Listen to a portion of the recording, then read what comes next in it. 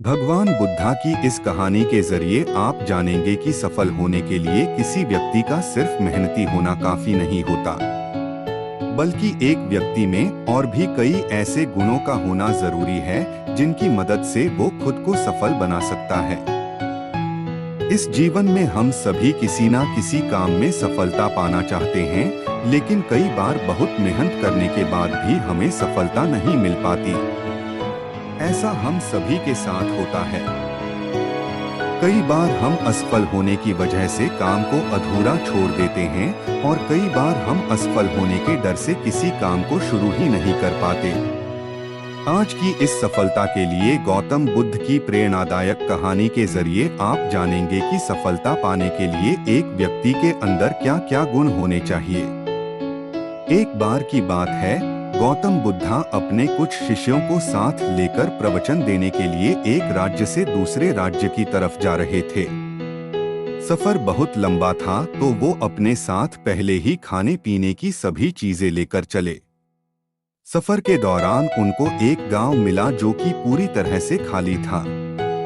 चारों तरफ सिर्फ झोपड़ियां और सूखे खेत ही थे।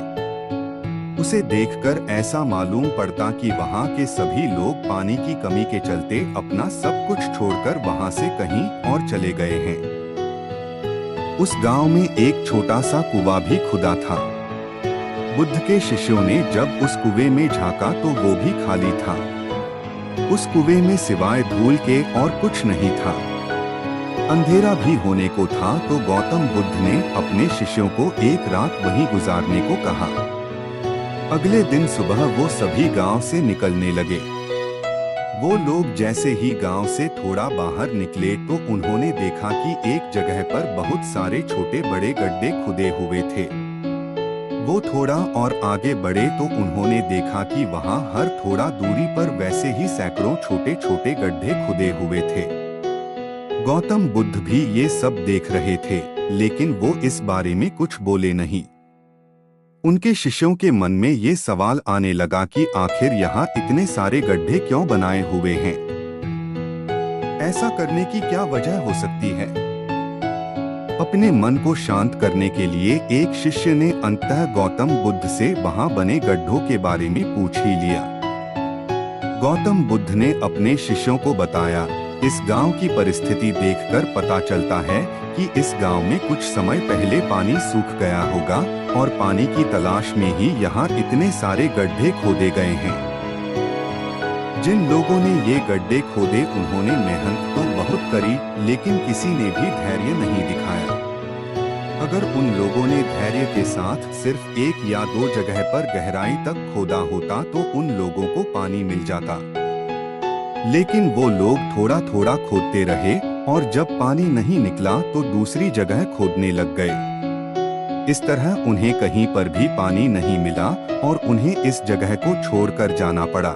इस बात को आगे बढ़ाते हुए गौतम बुद्ध ने अपने शिष्यों को समझाया कि किसी भी काम में सफल होने के लिए हमें सिर्फ मेहनत ही नहीं करनी होती, बल्कि कई बार धैर्य रखकर उस काम को करते रहना होता है।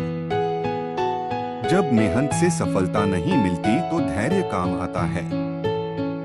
जिस व्यक्ति के अंदर धैर्य होता है वो सफलता भी पाता है।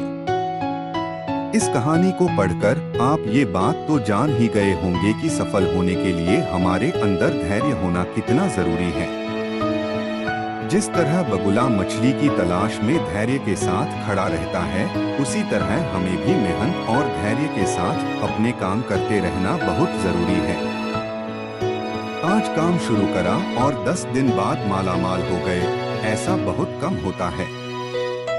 किसी भी काम को सफल होने में समय लगता है और उस समय काम आता है हमारा धैर्य। इसलिए किसी भी काम को ये सोचकर शुरू ना करें कि आपको सब कुछ जल्दी से मिल जाएगा।